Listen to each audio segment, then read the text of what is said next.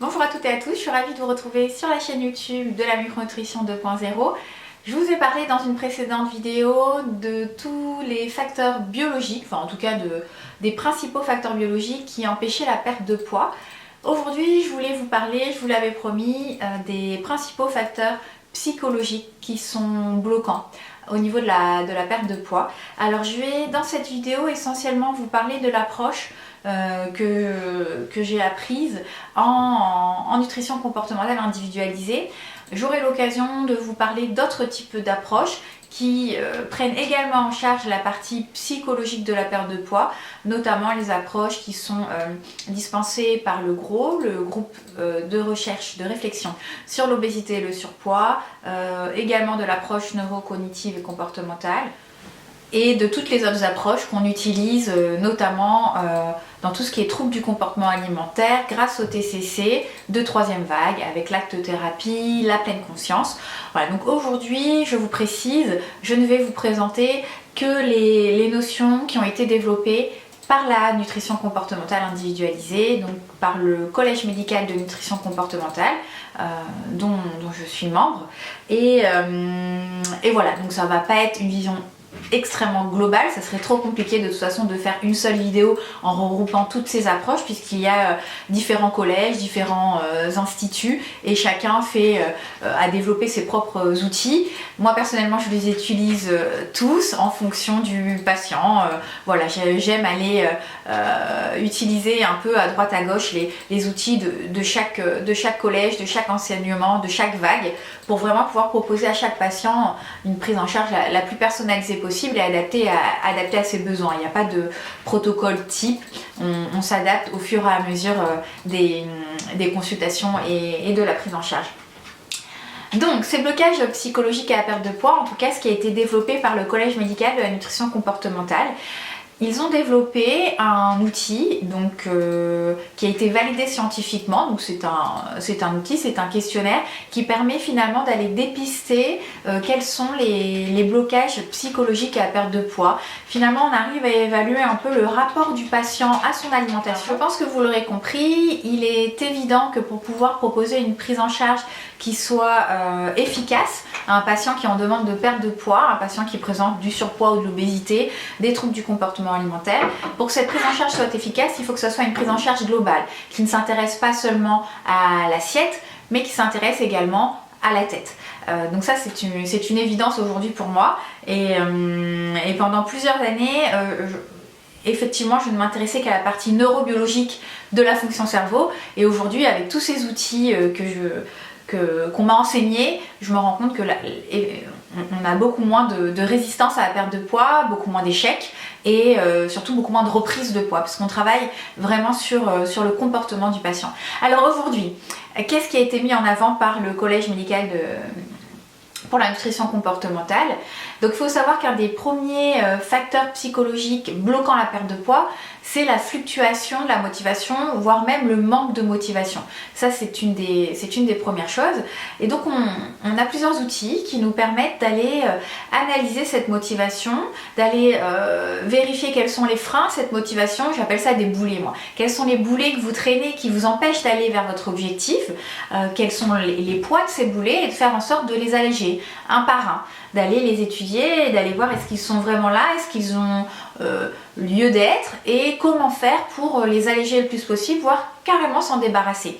Donc tous ces freins, il va falloir les étudier. On utilise une balance motivationnelle qui nous permet finalement de regarder qu'est-ce qui aujourd'hui vous empêche de perdre du poids. Et souvent, plus vous avez dans cette balance des choses qui vous empêchent de perdre du poids, plus votre motivation elle va être menée à rude épreuve et ça va être compliqué d'entretenir, de muscler cette motivation. Donc de l'autre côté de la balance, il va falloir aller trouver ce qui va vous pousser à perdre du poids, ce qui va vous pousser à vous engager dans ce nouveau modèle alimentaire, dans ces nouveaux choix de vie.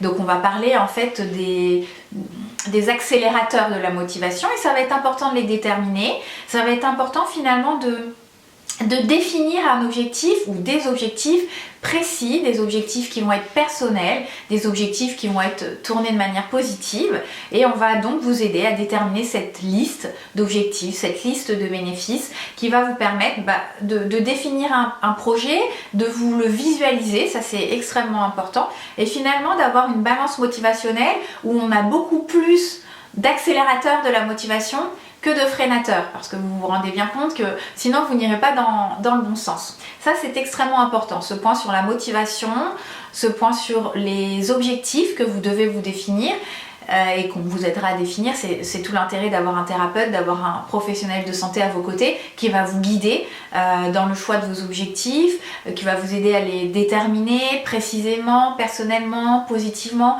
qui va vous aider à les hiérarchiser, qui sera là à votre écoute, hein, tout simplement. On n'est pas là pour vous fixer des objectifs, bien évidemment, on est là pour vous aider à définir vos propres objectifs, ça c'est important, et vous permettre avec différents outils de vous délester de tous ces boulets qui vous empêchent finalement, qui vous freinent et qui parfois vous détournent du chemin. Je le dis souvent, c'est pas une autoroute, c'est un chemin de montagne, c'est un chemin sinueux, mais voilà, accompagné, je pense que vous arriverez au sommet de cette montagne. Ça, pour moi, c'est une certitude aujourd'hui. Alors un autre intérêt à visualiser vraiment très clairement vos objectifs, c'est d'arriver à faire des choix. Et finalement, quand on fait un choix, ça suppose toujours de choisir quelque chose et de laisser autre chose, puisque vous devez choisir. Mais là, on peut pas, cette expression très commune et courante qui vous dit on peut pas avoir le beurre et l'argent du beurre, c'est exactement ça. Quand on fait un choix, on laisse forcément quelque chose. Et l'idée, lorsque l'on définit clairement ses objectifs, lorsqu'on sait exactement ce qu'on veut atteindre, c'est que lorsqu'on fait ce choix, au lieu de vivre le fait de laisser l'autre possibilité derrière nous, au lieu de le vivre comme finalement un deuil, de devoir abandonner telle ou telle habitude, au final on le vit comme un choix actif, délibéré, et finalement on ne se résigne pas, on accepte de laisser cette habitude qu'on avait de côté pour pouvoir finalement se concentrer et apporter toute notre énergie vers ce pourquoi on a décidé de faire ces efforts. C'est un peu le concept, je dirais, de l'ACT-thérapie, de l'Acceptance and Commitment Therapy. Donc c'est cette thérapie de l'acceptation et de l'engagement, de se dire finalement je fais un choix, mais c'est un choix actif. Je ne subis pas ce choix, je le fais délibérément, et vous verrez que votre rapport à ce choix sera totalement différent. Et ça, c'est extrêmement important de le vivre de cette manière, de le vivre de manière active et non pas de subir ce choix. C'est pour ça que c'est extrêmement important de définir vos objectifs pour vous éviter d'avoir cette sensation de devoir faire le deuil finalement de telle ou telle habitude et plutôt de le vivre dans le sens où c'est un choix que je fais délibérément parce que je sais qu'il va me permettre d'atteindre mes objectifs. Donc ça, c'est extrêmement important. Autre point important, donc on a vu la motivation, le fait de définir clairement et de visualiser ses objectifs. Autre point important finalement, c'est le sentiment personnel d'efficacité personnelle. On appelle ça le sentiment d'auto-efficacité, et on se rend compte que souvent, puisque on est amené à rencontrer des patients qui ont un historique assez lourd en termes de régime et donc en termes d'échec, donc ces patients ont des sentiments d'auto-efficacité qui sont très faibles. Et on se rend bien compte aujourd'hui que pour pouvoir mener à bien un tel projet, il faut renforcer ce sentiment d'auto-efficacité. Finalement, c'est, en des termes simples, le sentiment d'auto-efficacité, c'est la croyance que vous avez, qu'elle soit vraie ou fausse d'ailleurs, hein, mais c'est cette croyance que vous avez en vos capacités de réussir et de mener à bien votre projet. Et souvent, lorsque on décide de se mettre, de perdre du poids, donc de s'engager dans un protocole, quel qu'il soit, hein, dans une prise en charge avec un thérapeute, on doute un peu de cette efficacité personnelle et on se repose souvent sur les compétences du thérapeute. Alors certes, c'est toujours intéressant d'avoir un thérapeute, mais c'est quand même important de rester dans une position active et d'avoir confiance en vos capacités. Et régulièrement, lorsqu'on s'engage dans un protocole de perte de poids, il y a souvent des situations à risque, des situations où on sait que le sentiment d'auto-efficacité chute dramatiquement. Et ce qu'on fait en nutrition comportementale, c'est qu'on détermine, qu'on évalue votre sentiment d'auto-efficacité pour chacune des situations et qu'on vous permet ce sentiment d'auto-efficacité avec différents outils. On a plein de techniques qu'on utilise en fonction du patient. Alors quelles sont ces situations à risque? Et je pense que vous pourrez vous reconnaître assez facilement dans ces situations. Alors, premièrement, je dirais, on a tout ce qui est émotion, souvent émotion négative. Moi, je rencontre beaucoup de patients qui me disent, finalement, je me rends compte avec le recul que lorsque je me retrouve à ne plus contrôler mon comportement alimentaire, c'est lorsque j'éprouve lorsque je suis en colère, lorsque je suis triste, lorsque je suis angoissée. Donc voilà, toutes ces sensations, toutes ces émotions négatives qui sont perçues comme pénibles, on a tendance à se dire je n'arriverai jamais à contrôler mon comportement alimentaire dans ces situations-là. Donc ça va être important d'apprendre à gérer les émotions négatives. Alors là pour le coup, on a énormément d'outils, notamment dans les TCC de troisième vague. Voilà, on a beaucoup d'outils qui nous permettent de gérer ces émotions négatives et de faire en sorte qu'il n'y ait pas des envies de manger émotionnelles qui soient permanentes. Sinon, effectivement, ça va être très compliqué. Et de faire en sorte finalement que le patient, malgré sa colère, malgré sa tristesse, malgré son anxiété, malgré sa peur, arrive à gérer, arrive à être confiant et arrive à gérer son comportement alimentaire. Donc ça, c'est important. Ensuite, on a tout ce qui est notion. Alors là, je pense que vous allez, je pense aussi être nombreuses à vous reconnaître, c'est tout ce qui est nourriture à disposition. C'est-à-dire, finalement, j'achète rien, j'achète pas de chocolat. Quand je fais mes courses, je fais super attention. Comme ça, à la maison, j'ai rien et je ne craque pas. Bon, certes, mais c'est un peu un évitement, hein. Alors, on peut commencer comme ça, mais après c'est une situation qui je pense n'est pas une conduite à tenir sur le long terme. Enfin bon, après chacun fait comme il veut, mais moi en tout cas c'est en tant que professionnel de santé, en tant que thérapeute, c'est mon avis personnel. Après tout le monde n'a sans doute pas ce même avis. En tout cas ça va être important de permettre de gérer cette situation de nourriture disponible. Mon mari a acheté des bonbons, est-ce que je vais pas me lever dans la nuit et tous les manger? Je suis invitée à un apéro dînatoire, est-ce que je vais pas me ruer sur le buffet et manger plus que de raison? Donc cette situation, souvent, cette situation où la nourriture est à disposition et où on a eu régulièrement tendance à se dire je me mets dans une situation, finalement j'adopte un comportement d'évitement, où je n'achète rien, je ne mets pas d'aliments à ma disposition, à portée de main, que je ne vois pas les aliments visuellement pour pas être stimulée. Voilà, donc ça je trouve que c'est une des situations qui est assez compliquée à gérer. Enfin, on remarque les émotions négatives également.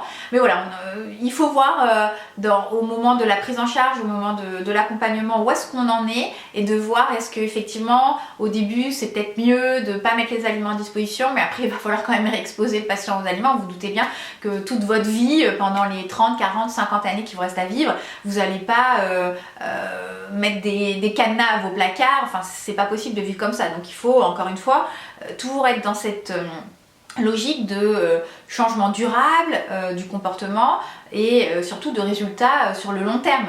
Donc il faut envisager des vraies solutions et non pas juste des petites choses ponctuelles qui vont pouvoir vous aider sur le moment, mais il faut que vous puissiez pendant les 10, 15, 30 prochaines années continuer à être tout à fait sereine. Donc voilà, je pense, je m'éloigne un petit peu du sujet, mais je pense clairement que d'adopter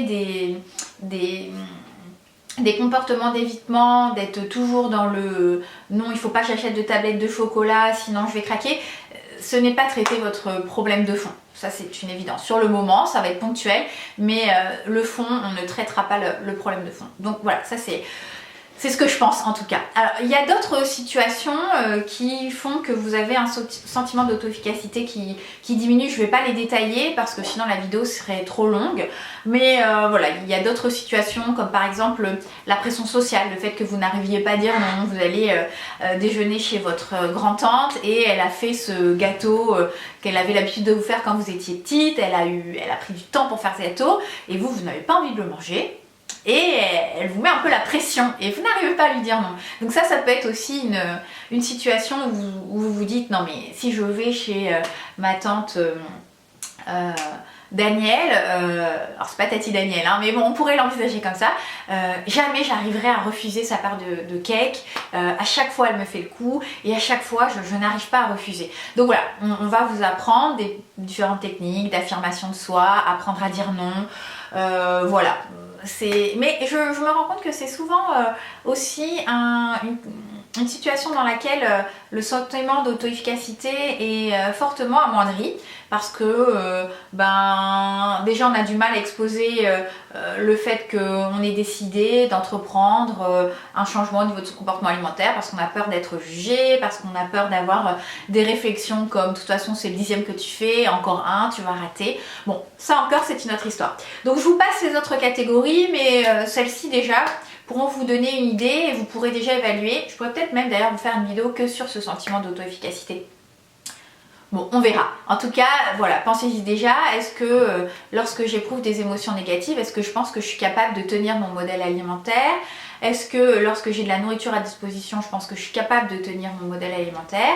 Et est-ce que lorsque j'ai un peu de pression de mon entourage, est-ce que je suis capable de tenir mon modèle alimentaire? Donc ça, c'était la notion d'auto-efficacité. Donc il faut travailler et renforcer cette auto-efficacité. Vous vous doutez bien que si votre auto-efficacité elle est à 100% partout, vous allez vous sentir finalement invincible.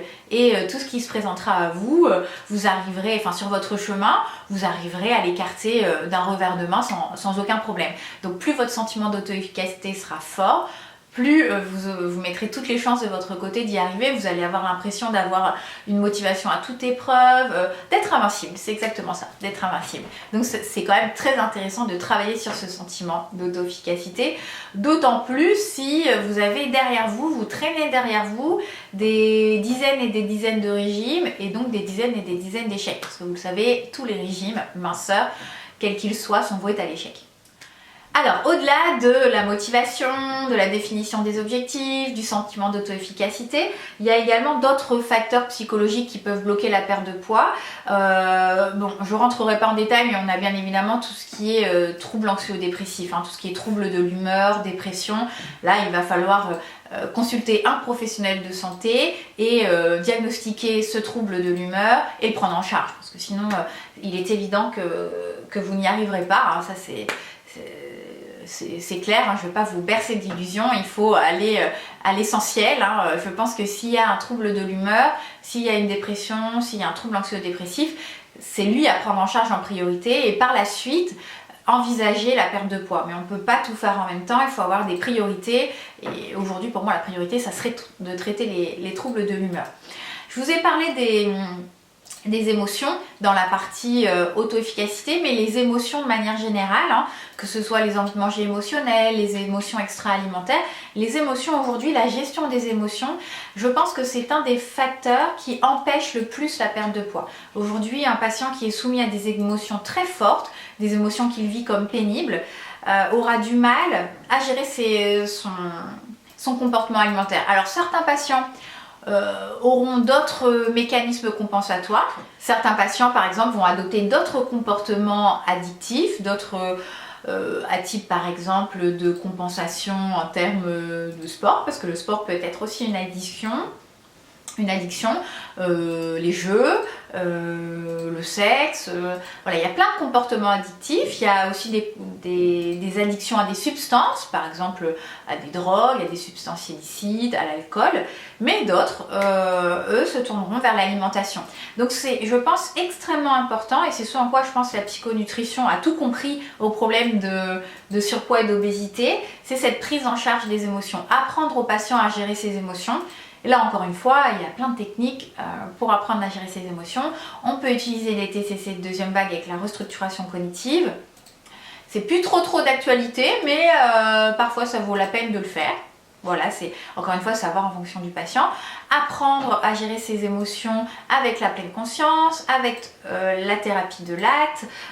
Voilà, il y a plein d'outils aujourd'hui qu'on a à notre disposition qui sont utilisables parce que c'est des outils de psychologie de manière globale mais qui ont été adaptés à la nutrition, c'est pour ça qu'on parle de psychonutrition et qui permettent de gérer ses émotions. Alors je parle beaucoup d'émotions négatives mais il se trouve aussi qu'on peut également éprouver des émotions très positives et avoir envie de manger. Donc là aussi, il va y avoir des techniques qui vont permettre de finalement, lorsqu'on éprouve des émotions positives, de ne pas forcément systématiquement se tourner vers l'alimentation. En sachant que pour moi aujourd'hui, concernant les émotions positives ou négatives, il est naturel de se tourner vers l'alimentation et justement il va falloir qu'on trouve exactement le juste milieu. Parce que se réconforter en mangeant, c'est normal. Maintenant, faut-il savoir se réconforter en mangeant? Et on retrouve souvent des patients qui ont un trouble du réconfort et du coup qui n'arrivent plus à se réconforter en mangeant. Donc ça, c'est encore une fois un autre problème. C'est-à-dire que le sujet est très très vaste. Je voulais vraiment vous faire une vidéo très orientée vers la nutrition comportementale. Le sujet est déjà très vaste parce qu'ils ont développé de nombreux outils. Donc je vous fais un tour d'horizon. Alors si en plus on va aller à droite à gauche, voir ce qui se fait ailleurs, ça peut être très long. Donc on va essayer de rester un peu dans les clous de cette vidéo. Mais sachez voilà que les troubles de l'humeur, que les émotions, qu'elles soient positives mais souvent négatives, peuvent être de gros freins, de gros facteurs bloquant la perte de poids. Alors quand on avance dans la prise en charge des patients en nutrition comportementale, dans un premier temps, on va vraiment s'attacher à évaluer et à améliorer le rapport du patient à son alimentation. Et puis lorsqu'on aura une alliance thérapeutique qui sera bien solide, lorsque voilà, notre patient aura suffisamment confiance en nous pour se confier, pour qu'on aborde des sujets un petit peu bien plus profonds, on va pouvoir aller évaluer un petit peu le rapport du patient au monde. Donc on va pouvoir aller évaluer finalement notamment l'estime de soi. Donc est-ce que le patient n'a pas un déficit d'estime de soi? Est-ce qu'il n'y a pas un souci au niveau de son rapport aux autres? Est-ce qu'il n'y aurait pas des choses à améliorer au niveau de l'affirmation de soi, des compétences sociales, des performances notamment au niveau du travail, dans sa vie familiale? Permettre de renforcer cette estime de soi, c'est extrêmement important parce qu'avec des estimes de soi qui sont basses, on ne fait rien aujourd'hui. Donc il y a des techniques qui permettent d'améliorer l'estime de soi. Je pense que je vous ferai des vidéos spécifiques sur l'estime de soi parce que c'est un sujet qui est extrêmement intéressant en psychologie positive. Je trouve ça vraiment très intéressant de parler de l'estime de soi parce que c'est souvent un facteur bloquant. Et puis il y a la notion de corps, d'acceptation du corps, de stigmatisation du corps, cette image du corps qu'on veut toujours différente, qu'on veut rapprocher des images qui nous sont imposées, qui nous sont vraiment balancées comme ça au visage par les médias, cette pression sociale permanente qu'a la femme, mais aussi l'homme d'ailleurs aujourd'hui, c'est pas limité à la femme, mais c'est quand même essentiellement la femme, donc ces corps parfaits, retouchés qu'on nous impose, ces corps irréels qu'on n'arrivera sans doute pour la plupart d'entre nous jamais à atteindre, ou sinon à quel prix, parce qu'il faut quand même se demander le prix de la quête de cet objectif. Est-ce que finalement pour vous c'est plus important d'atteindre ce corps idéal mais en passant 3 à 4 heures à la salle de sport par jour et en ne passant pas plus de temps avec les gens que vous aimez ou à faire d'autres choses qui donnent plus de sens à votre vie? Donc là je m'éloigne encore, je rentre un petit peu trop dans les détails de cette partie du corps, mais c'est extrêmement important. Apprendre à aimer son corps, apprendre à replacer, et ça, je pense franchement que ça mérite une consultation entière, au moins une consultation, moi je dirais peut-être même 3, 4, 5 consultations étalées sur plusieurs mois, rien que sur l'image du corps. Replacer le corps à sa juste place, parce qu'il ne suffit pas seulement d'apprendre à accepter son corps, ça déjà c'est compliqué. Mais il faut apprendre à accepter son corps et il faut également apprendre à replacer son corps à sa juste place. Et ça c'est important et je pense qu'on le fait pas assez parce qu'on est dans une fonctionnalisation du corps. Le corps doit nous servir à faire ça, notre corps doit être comme ceci et pas comme cela. On maltraite notre corps en permanence et je pense c'est important, il n'y a pas que moi qui le pense, c'est important de faire preuve de bienveillance envers son corps, de se détacher de la stigmatisation corporelle et de remettre son corps à sa place, à sa juste place dans tout ce qu'on est aujourd'hui, parce qu'on n'est pas qu'un corps, encore heureux, nous ne sommes pas qu'un corps. Donc ça c'est extrêmement important de travailler sur l'estime de soi, sur l'acceptation de soi, l'affirmation de soi, l'acceptation du corps, la stigmatisation du corps. Je pense que c'est extrêmement important et ça peut être un facteur bloquant de votre perte de poids. Si vous ne vous aimez pas, si vous n'arrivez pas à accepter votre corps. Et accepter son corps, c'est pas se résigner, hein, c'est deux choses qui sont totalement différentes, dont je pense également, j'aurai l'occasion de vous parler si je vous fais des vidéos sur la thérapie ACT, sur cette notion d'acceptation et pas de résignation. Donc ce sont des facteurs bloquants. Si vous ne vous aimez pas, vous n'aimez pas votre corps, vous maltraitez votre corps, vous êtes toujours dans une insatisfaction permanente de votre aspect corporel, si vous n'arrivez pas à lier des relations, à établir des relations, à créer des liens avec votre entourage, avec vos collègues, avec votre famille, avec vos amis, si vous avez l'impression que vous n'êtes jamais suffisamment bien, si vous avez finalement une estime de soi qui est basse, si vous vous sous-évaluez en permanence, si vous dévalorisez en permanence, vous n'arriverez jamais à perdre du poids. Donc c'est important de travailler sur cette notion. Alors pas jusqu'à basculer du côté obscur de la force, je dirais, pas jusqu'à développer un narcissisme, un hyper-narcissisme, hein, c'est pas ça non plus. Il ne faut pas être dans le masochisme, mais il ne faut pas non plus être dans le narcissisme. Il faut trouver le juste équilibre de l'estime de soi. Ne pas se surévaluer, mais ne pas se sous-évaluer non plus. Trouver le juste milieu. Donc voilà, je pense que j'ai fait le tour pour cette vidéo. Encore une fois, il s'agissait de vous exposer la vision du collège médical pour la nutrition comportementale. Donc sa vision de la prise en charge globale des patients présentant un surpoids ou de l'obésité. La manière dont on s'occupe de l'assiette, certes, hein, de la partie micronutrition pure, mais également de la tête. Donc la manière dont on va aller évaluer, finalement, diagnostiquer quels sont les freins à la perte de poids et les freins psychologiques. Donc n'oubliez pas, la prise en charge doit être globale. La partie micronutrition pure, c'est-à-dire le blocage biologique à la perte de poids. N'hésitez pas à aller regarder la vidéo, je vous mettrai le lien en barre d'infos. Donc je n'arrive pas à maigrir, les blocages biologiques à cette perte de poids. Et donc, de l'autre côté, les blocages psychologiques à la perte de poids. Je n'ai pas du tout parlé dans cette vidéo de tout ce qui était restriction cognitive, donc de tout ce qui était dictats mentaux que l'on s'est inculqué ou qu'on nous a inculqué, que la société nous a inculqué, qu'on a entendu à droite à gauche et qui font que finalement on s'est complètement déconnecté de nos sensations alimentaires. Ça, c'est une approche qui n'est pas développée... qui n'est pas particulièrement développée par le CMNC et qui est par contre extrêmement développée par le GROS. Donc j'ai eu la chance de rencontrer le docteur Gérard Apfeldorfer, donc qui est psychiatre et qui est le président d'honneur du GROS. Et oui, donc c'est un jeu de mots, hein. Je ne sais pas s'il était très, très bien choisi, mais en tout cas c'est celui qu'ils ont choisi. Et donc on travaille énormément. Alors certes, on travaille sur les émotions, on travaille sur le corps, ça ne change pas du CMNC, mais on travaille énormément sur la restriction cognitive, sur les sensations alimentaires, et ça je pense que c'est extrêmement important. Je vous ferai une vidéo complète sur la restriction cognitive pour vous permettre au moins d'évaluer, de savoir ce que c'est, parce que beaucoup de gens ne savent pas qu'est-ce que c'est que finalement la restriction cognitive. Et dites-vous que je pense que 9 personnes sur 10 est en restriction cognitive aujourd'hui. Encore une fois, c'est dû à la pression sociale, à notre société actuelle. Et donc finalement, comment est-ce qu'ils travaillent? Comment est-ce qu'on travaille sur reconnecter le corps et la tête, retrouver les sensations alimentaires, se libérer de ces dictats mentaux, repartir plus sur des sensations alimentaires. Donc je vous en ai pas du tout parlé, mais ça c'est extrêmement important. Et je pense sans doute que ma prochaine vidéo sera soit sur les régimes, pourquoi est-ce que ça ne marche pas, ou soit sur la restriction cognitive.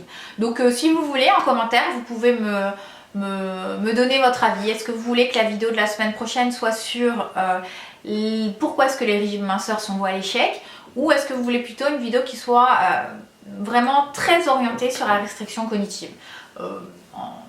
Finalement, l'un et l'autre, les deux sujets s'entremêlent parfaitement. Mais bon, voilà, dites-moi ce que vous préfériez. Pour plus de détails, bien évidemment, vous avez toujours la possibilité d'aller sur le blog. Les articles sont des articles qui sont écrits.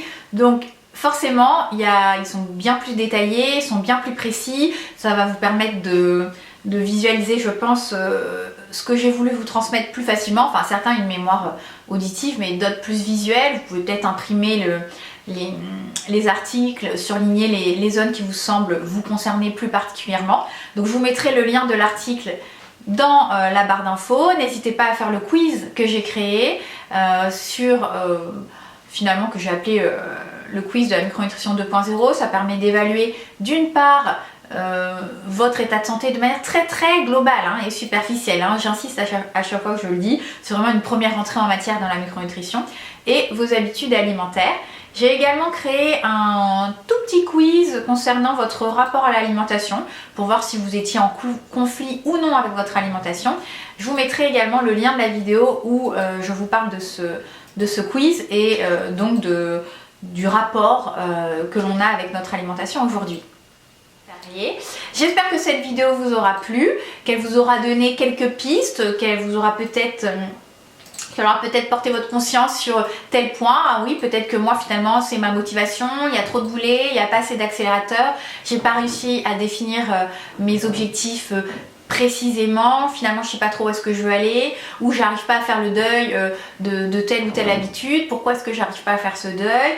Ou est-ce que voilà, j'ai un sentiment d'auto-efficacité qui est trop bas, notamment lorsque j'ai de la nourriture à disposition, ou alors je ne sais pas dire non, ou alors finalement j'ai peut-être l'impression que c'est vraiment au niveau de la tête, j'ai l'impression d'avoir une humeur basse, une humeur variable, des troubles de l'humeur. Il faudrait peut-être aller faire vérifier ça par votre médecin généraliste ou le professionnel de santé que vous avez choisi en votre âme et conscience pour vous suivre, qui saura vous orienter si besoin vers un médecin généraliste s'il ne l'est pas, ou vers un psychiatre si besoin.